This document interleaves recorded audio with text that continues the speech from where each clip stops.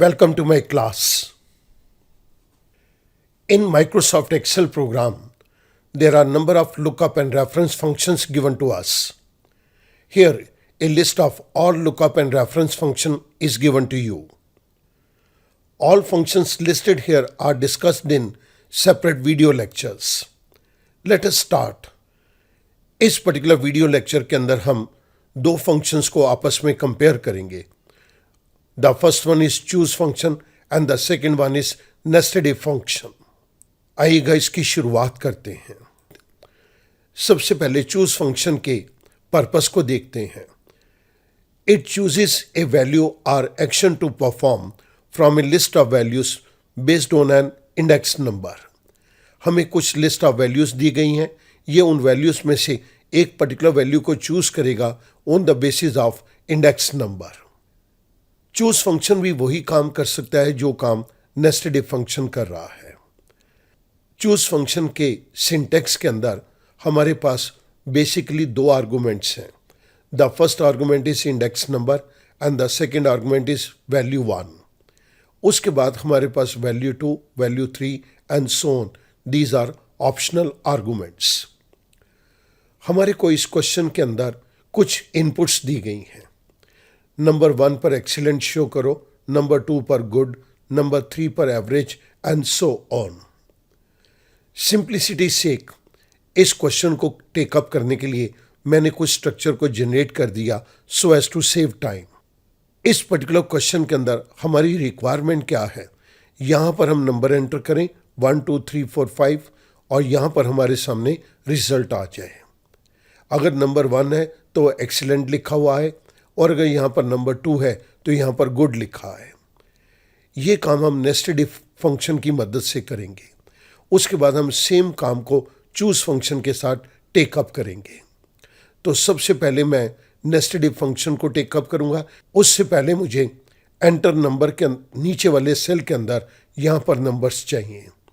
इसके लिए मैं यहाँ पर लिस्ट कमांड को यूज़ करूँगा. सो मैंने एंटर नंबर के नीचे वाले सेल पे क्लिक कर दिया. I go to data tab. Data tab के अंदर डेटा वैलिडेशन में मैंने अलाउ ड्रॉप डाउन बॉक्स के अंदर लिस्ट कमांड को चूज़ किया. सोर्स के अंदर मैंने क्लिक करके ये पांचों नंबर यहाँ पर दे दिए. आई से ओके. आप यहाँ पर देख सकते हैं एक छोटा सा ट्रायंगल अपीयर कर गया. मैं इस पर क्लिक करता हूँ. I can choose any of the numbers. I increase the font size so that it becomes prominently visible to you. Now I can move in between these numbers. Result के column के अंदर मैं nested if function को take up करूँगा. So I start with if function h7 is equals to 1. अगर तो ये 1 है तो हमें रिजल्ट के अंदर एक्सीलेंट दे दो.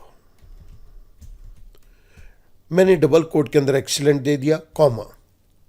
इफ हमारा नेस्टेड इफ यहीं से शुरू हो गया. If h7 is equals to 2 तो उस केस के अंदर हमें यहां पर मैंने डबल कोट के अंदर गुड दे दिया, comma. If h7 is equals to 3 comma हमें इस केस के अंदर रिजल्ट के अंदर एवरेज दे दो. Double quote close, comma. If h7 is equals to 4 comma उस केस के अंदर डबल कोट के अंदर बिलो एवरेज मैं लिख रहा हूं. अगर तो कंडीशन ट्रू है तो बिलो एवरेज दे दो और अगर कंडीशन फॉल्स है तो हमें उस केस के अंदर मैं डबल कोट के अंदर पुअर दे रहा हूं. Parenthesis close. स्टूडेंट ध्यान देंगे हमने यहाँ पर 4 पेरेंथेसिस को स्टार्ट किया और मैं यहाँ पे क्लोजर भी 4 पेरेंथेसिस का ही करूँगा. This is first, second, third and this is the fourth and the last one. I press enter. जैसे मैंने एंटर प्रेस किया मेरे पास यहाँ पर रिजल्ट लिखा हुआ आ गया. फर्स्ट के आगे एक्सीलेंट, 2 के आगे गुड है, 3 के आगे ये एवरेज, 4th के आगे ये below average and the last one is Fifth one, this is poor. So I can select any of the result here. हमने जिस पर्टिकुलर फंक्शन को यहाँ पे यूज़ किया है वो मैं आपकी रेफरेंस के लिए राइट साइड के ऊपर दे रहा हूँ. स्टूडेंट नोट कीजिएगा कि ये फंक्शन लिखना थोड़ा सा मुश्किल है, लेकिन अगर हम इसकी जगह पे चूज फंक्शन को ट्राई करें then this becomes very easy for us. मैं यही कमांड लिस्ट कमांड को मैंने यहाँ से कॉपी किया और मैंने नीचे पेस्ट कर दिया. अब मैं नीचे भी यहाँ पर इन नंबर्स को दे सकता हूँ. यहाँ पर मुझे 4 के आगे बिलो एवरेज चाहिए, और अगर ये मैं नंबर को चेंज करता हूँ सेकंड तो मुझे यहाँ पे गुड चाहिए. चूज फंक्शन ने ये हमारा काम बहुत ही सिंपल कर दिया. मैं रिजल्ट के नीचे वाले सेल के अंदर चूज फंक्शन को टेकअप कर रहा हूँ. Choose parenthesis start. The first argument is index number.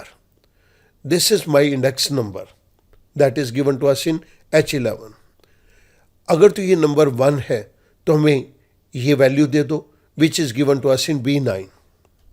अगर ये इंडेक्स नंबर हमारा 2 है तो हमें सेकेंड वैल्यू दे दो that is given to us in C9. अगर ये नंबर हमारा 3 है तो हमें रिजल्ट के अंदर एवरेज दे दो that is given to us in D9, comma. अगर ये नंबर 4 है तो हमें बिलो एवरेज दे दो, कॉमा. अगर ये नंबर 5 है तो हमें रिजल्ट के अंदर पुअर दे दो that is given to us in F9. Parenthesis close. I press enter. Student note कीजिएगा जो रिजल्ट हमें नेस्टेड इफ फंक्शन ने इतना लंबा फंक्शन लिखने पे दिया, चूज फंक्शन ने वही काम हमारा बहुत आसान कर दिया.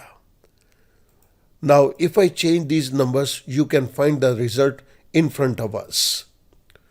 मैं इस फंक्शन को भी कॉपी कर रहा हूँ जो हमने चूज फंक्शन के अंदर लिखा, और मैं राइट साइड के ऊपर उसको पेस्ट कर रहा हूँ. इस चूज फंक्शन के अंदर हमें इस बात का भी ध्यान नहीं रखना कि कितने पेरेंथेसिस हमने क्लोज करने हैं. यहाँ पर तो एक ही पेरेंथेसिस क्लोज होगा, लेकिन सिर्फ इसके अंदर आप एक चीज़ का ध्यान रखेंगे, जिस सीक्वेंस के अंदर आप ये वैल्यूज़ को देंगे चूज फंक्शन 1 2 3 4 के अकॉर्डिंगली उन वैल्यूज़ को उसके अकॉर्डिंगली ही लेगा. मैं उम्मीद करता हूँ इस पर्टिकुलर एग्जाम्पल के थ्रू आपको दोनों फंक्शन के अंदर कंपैरिजन करना बहुत आसान हो जाएगा, and this will improve your understanding regarding nested if function and choose function.